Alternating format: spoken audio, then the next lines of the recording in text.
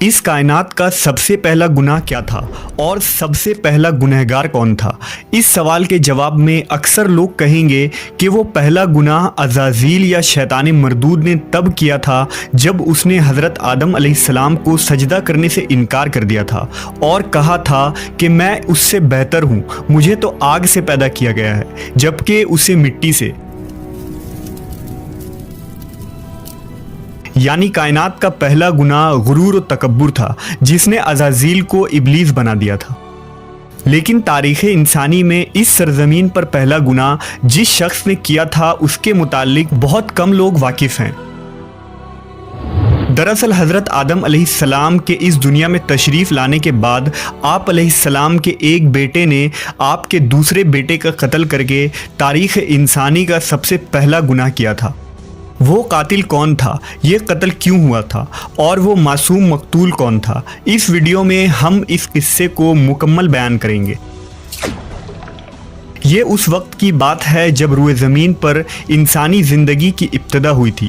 بابا آدم علیہ السلام اور اماں حوا علیہ السلام کو ایک ممنون پھل کھانے کی وجہ سے بطور سزا جنت سے دنیا میں بھیجا گیا تھا۔ آپ دونوں نے اللہ کے بارگاہ میں بہت التجا اور معافی مانگی۔ بخشش طلب کرنے کے بعد اس فانی دنیا میں آپ دونوں سزا کاٹ رہے تھے۔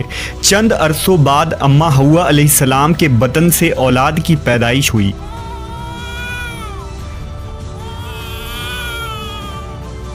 یہ پیدائش ایک خاص صورتوں میں ہوتی تھی۔ جب بھی حوا علیہ السلام حاملہ ہوتی تو جڑوا بچوں کی پیدائش ہوتی جن میں ایک لڑکا اور ایک لڑکی پیدا ہوتے تھے۔ ایک ساتھ پیدا ہونے والے لڑکے اور لڑکی کا نکاح دوسری مرتبہ پیدا ہونے والے لڑکے اور لڑکی کے ساتھ کر دیا جاتا تھا، جبکہ ان جڑواں لڑکے اور لڑکی کا نکاح آپس میں حرام قرار پاتا جن کی پیدائش ایک ساتھ ہوئی تھی۔ حضرت آدم علیہ السلام کی اولاد میں دو بیٹے حابیل اور قابیل کی پیدائش ہوئی تھی۔ قابیل کے ساتھ پیدا ہونے والی لڑکی کا نام اقلیمہ تھا اور حابیل کے ساتھ پیدا ہونے والی لڑکی کا نام لیودا تھا۔ حضرت آدم علیہ السلام کی شریعت کے مطابق اقلیمہ قابیل کی بہن تھی اور لیودا حابیل کی بہن تھی، لہذا دستور کے مطابق قابیل کا نکاح حابیل کی بہن لیودا سے ہونا تھا اور حابیل کا نکاح اقلیمہ سے ہونا تھا۔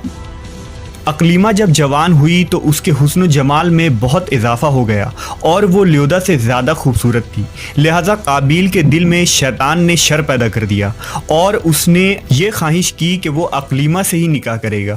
قابیل شریعت سے واقف تھا، اس کے باوجود وہ اپنی ضد اور ہٹ دھرمی پر قائم رہا۔ حضرت آدم علیہ السلام نے قابیل کو بہت سمجھایا اور اللہ کا خوف دلایا مگر وہ نہ مانا۔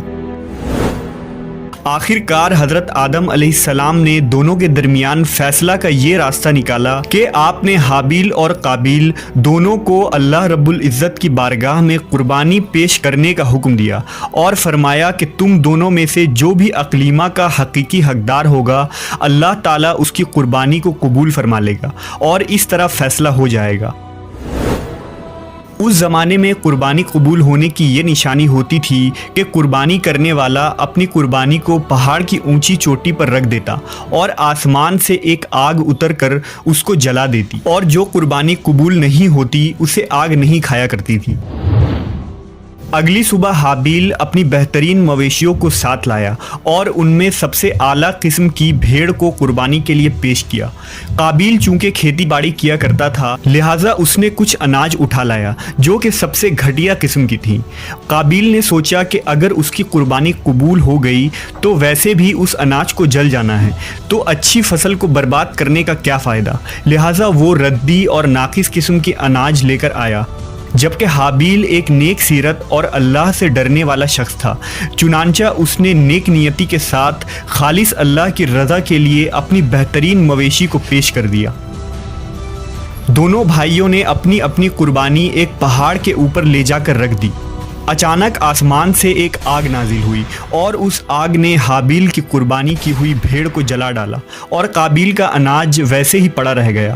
یوں فیصلہ ہو گیا کہ خدا حابیل کی قربانی سے راضی اور قابیل سے ناخوش ہے۔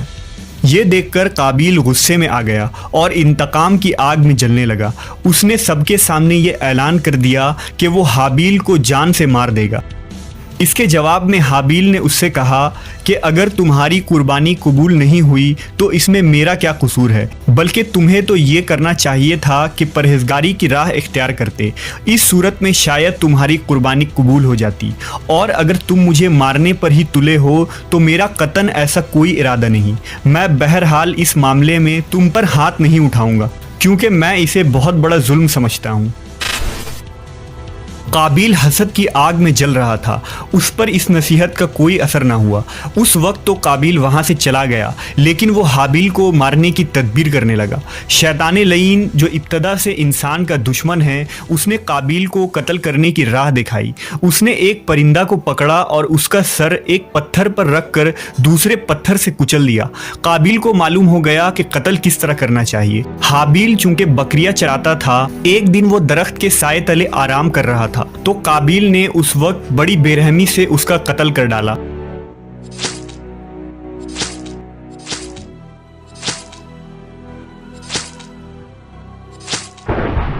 जब काबिल ने हाबिल को कत्ल कर दिया तो उसकी अकल ज़ायल हो गई, समझने की सलाहियत ख़त्म हो गई। अब बड़ा परेशान हुआ कि इसकी लाश का क्या करे। इस तरह छोड़ने में ये ख़तरा था कि दरिंदे उसकी लाश को खा जाएंगे, तो वो अपने भाई की लाश को बोरी में डालकर फिरता रहा, यहाँ तक कि लाश बदबूदार हो गई। लाश को छुपाने का कोई तरीका भी उसे नहीं आ रहा था। बड़ा परेशान हुआ कि करूँ तो क्या करूँ। तब अल्लाह ताला ने 2 कौवे भेजे। काबिल उन कौवों को देख रहा था। उन कौवों में से एक कौवे ने दूसरे कौवे को मार डाला और फिर ज़मीन खोदकर इसमें उसको डाल दिया। इससे काबिल को मालूम चल गया कि उसे भी यही करना चाहिए, और नदामत महसूस करते हुए कहने लगा, अफसोस कि मैं इस कौवे जैसा